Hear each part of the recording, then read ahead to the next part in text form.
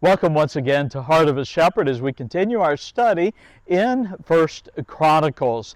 Now our chapter reading today, 1 Chronicles chapter 4. This brief devotional is titled Praying Like Jabez. I invite you to open your Bible with me to 1 Chronicles chapter 4.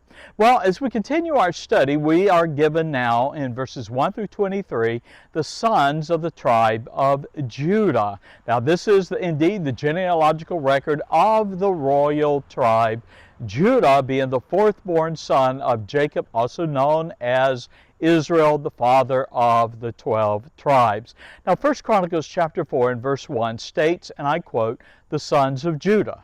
And then it lists the names of 5 men. Of these 5, only Pharez was a son of Judah. And still, Hezron was Judah's grandson, chapter 4 and verse 1, and is therefore named with the others as a son in a direct line of descent from Judah.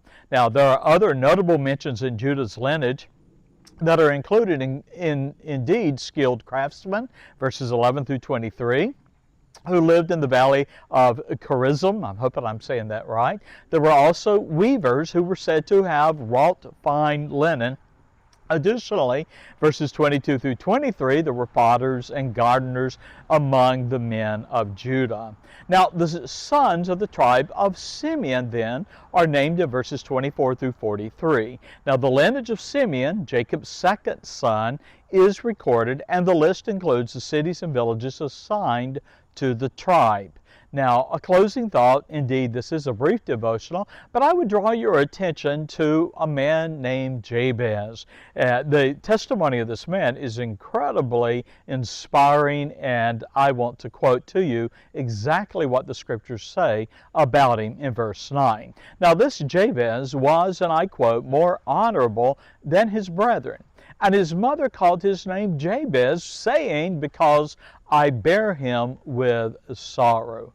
Now, we're not told why his mother named him Jabez, a man of sorrow, but it is not who he was, nor the cloud of sorrow under which he was born, that is essential. What is important is found in verse 10, and that is that Jabez was a man of prayer. We read, he called on the name of the God of Israel, saying, oh, that thou wouldest bless me indeed, and enlarge my coast, and that thine hand might be with me, and that thou wouldest keep me from evil, that it may not grieve me. What a wonderful prayer. Now, what a powerful, heartfelt prayer.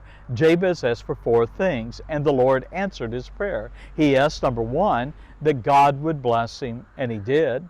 He then requested that God prosper him, and the Lord answered. He also thirdly prayed that God's hand would rest on him. And then fourthly, Jabez prayed that God would keep him from evil. We read in verse 10, and God granted him that which he requested. It makes me ask you the question, what are you praying for?